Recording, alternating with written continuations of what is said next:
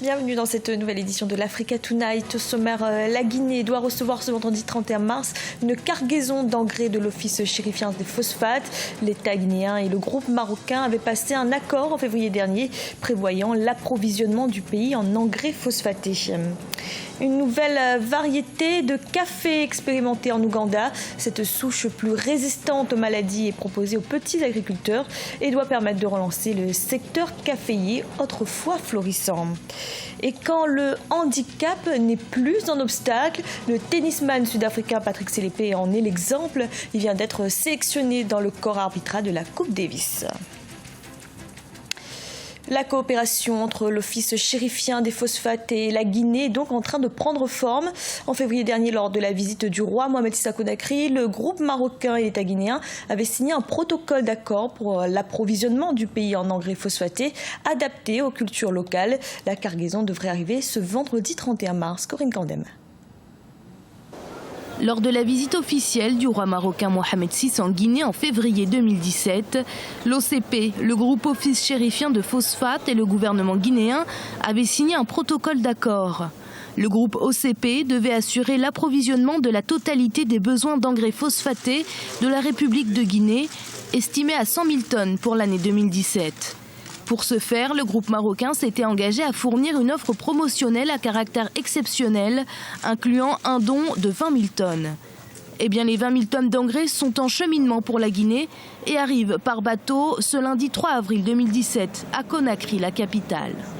Vous savez que l'autosuffisance alimentaire, depuis que je suis devenu président, c'est mon objectif. On a fait les journées des paysans à Conakry. Et nous avons fait un pacte. Moi, je vous ai dit que je vais vous donner des engrais et des herbicides dans votre préfecture à moitié prix. Et vous aussi, vous étiez engagé à cultiver le riz pour qu'on n'importe plus de riz. Donc, l'autosuffisance alimentaire ne l'a pas encore atteint et c'est un objectif fondamental. Mais ce n'est pas seulement le riz, c'est aussi le fonio, le maïs, le manioc, la patate douce, le taro, l'igname, etc. Il est extrêmement important qu'on revoie cette situation. Cet accord s'inscrit dans le cadre du partenariat Sud-Sud entre les deux pays et vient consolider la collaboration initiée en 2014 entre le groupe OCP et l'État guinéen. L'objectif était de dynamiser le secteur agricole guinéen afin de permettre au pays d'assurer un meilleur rendement agronomique et d'atteindre l'autosuffisance alimentaire. La convention a porté sur la livraison de 100 000 tonnes d'engrais. Donc c'est le premier bateau qui arrive. Ce premier bateau fait 27 500 tonnes, suivi d'un deuxième arrivage et d'un troisième. Il y a eu 3 conventions signées lors du passage du roi. La première convention donc voit son début de réalisation. À côté de ça, le Maroc nous apporte un mécanisme d'agrégation des producteurs, d'un industriel et d'un système bancaire. Donc une approche tripartite comme ça, une mise en relation d'acteurs divers des chaînes de valeur agricole. Ça aussi, c'est de l'expertise marocaine dont nous allons bénéficier. Cette collaboration entre l'OCP et les autorités guinéennes inclut également l'élaboration de la carte de fertilité pour la Guinée et l'organisation de la caravane agricole Guinée. Ces démarches viennent consolider les différentes initiatives entreprises en faveur de l'agriculture lors des 3 dernières années par le gouvernement guinéen. Divers projets pilotes sont en cours et plusieurs cadres et techniciens guinéens sont en train d'être formés dans le domaine de l'agriculture.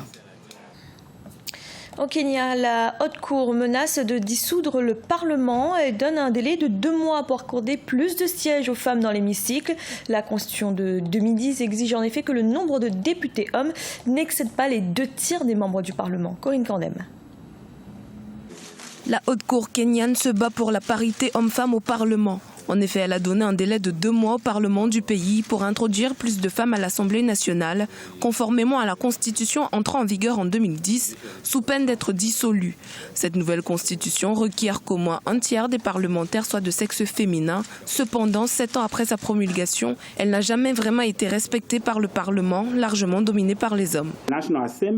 Le Parlement a l'obligation constitutionnelle d'adopter la législation requise et son incapacité à le faire dans la période stipulée est à mes yeux inacceptable et une violation évidente de son devoir constitutionnel. Si le Parlement échoue à adopter ladite législation pendant ladite période de 60 jours à compter de la date de ce jugement, les requérants ou toute autre personne aura la possibilité de déposer une requête auprès du président de la Cour suprême pour conseiller au président de la République de dissoudre le Parlement. Au Kenya, la question de la parité homme-femme est prise très au sérieux. Cet ultimatum part de l'initiative de 4 organisations de défense des droits humains qui ont décidé de saisir la justice pour forcer le Parlement à adopter cette législation avant les élections générales d'août 2017. Selon elles, si la législation n'est pas appliquée, le pays irait au-devant d'une crise constitutionnelle. Je pense que le pouvoir judiciaire a joué un rôle clé en veillant à ce que n'importe quelle tentative visant à freiner les avancées constitutionnelles soit stoppée dans son élan. Lors des dernières élections de 2013, 68 femmes ont été élues sur les 349 sièges de l'Assemblée nationale. En comparaison aux autres pays de cette sous-région, le Kenya demeure à la traîne en ce qui concerne l'accès des femmes aux postes politiques.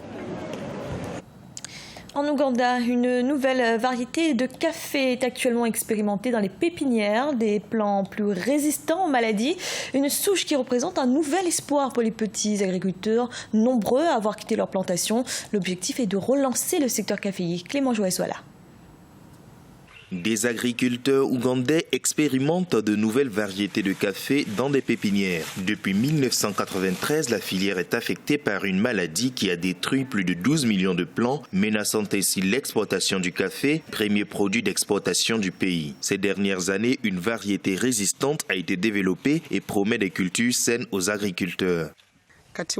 C'est ici que j'avais installé ma première pépinière, mais c'en est resté là. Chaque fois que je tentais de l'agrandir, j'étais freinée par quelque chose. Après la mort de mes parents, j'ai appris à entretenir les plants de café et j'ai commencé à gérer cette pépinière comme une entreprise. L'épidémie qui a affecté la filière café ougandaise a contraint de nombreux petits paysans à abandonner leurs plantations. Avec ces pépinières, ceux-ci regagnent petit à petit leurs champs.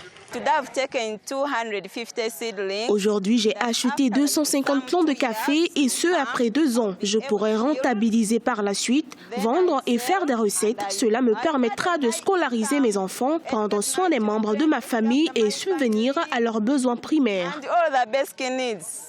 L'Ouganda est le 2e plus grand producteur de café en Afrique après l'Éthiopie et le 8e dans le monde avec 3,8 millions de tonnes produites lors de la campagne 2015-2016. Le pays espère vendre 20 millions de sacs de 60 kg à l'horizon 2020. Du sport et le tennisman sud-africain Patrick Selepe qui a été sélectionné dans le corps arbitral de la Coupe Davis. Un chemin jusqu'au plus haut niveau qu'il a su se frayer malgré son handicap. En 2016, il avait d'ailleurs officié lors du tournoi qualificatif de Wimbledon. Ibrahim Adjoumaba.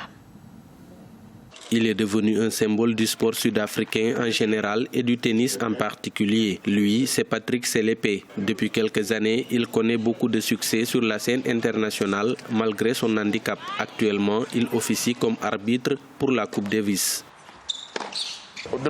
C'est incroyable cet honneur pour moi d'être ici comme arbitre de chaise pour la première fois pour la Coupe Davis. C'est une grande réussite pour moi, je ne l'ai jamais vu venir. J'apprécie vraiment la chance qui m'a été offerte. De joueur de tennis, Patrick Selepe est devenu entraîneur et maintenant arbitre international. Pourtant, le chemin n'a pas été facile pour cet ambassadeur du tennis africain. Il est fier des performances qu'il a pu réaliser dans sa carrière. This is my trophy for when I stopped playing. Voici mon dernier trophée en tant que joueur de tennis. J'ai joué mon dernier tournoi à Maurice en 2015. C'est très important parce que c'était là que j'ai pris ma retraite sur le circuit professionnel en fauteuil roulant. Je ne suis pas sûr de retourner dans un tournoi, alors ce titre est symbolique pour ma carrière. Très connu en Afrique du Sud pour son expérience, Patrick Selepe a officié en 2016 lors du tournoi qualificatif de Wimbledon. Il a perdu sa jambe gauche à cause d'un cancer des os en 1996. Patrick Selepe pratique son sport favori sur fauteuil roulant. L'Afrique a l'honneur à Paris. Jusqu'au 2 avril, les amateurs d'art ont rendez-vous sous la nef du Grand Palais pour l'édition 2017 d'Art Paris Art Fair.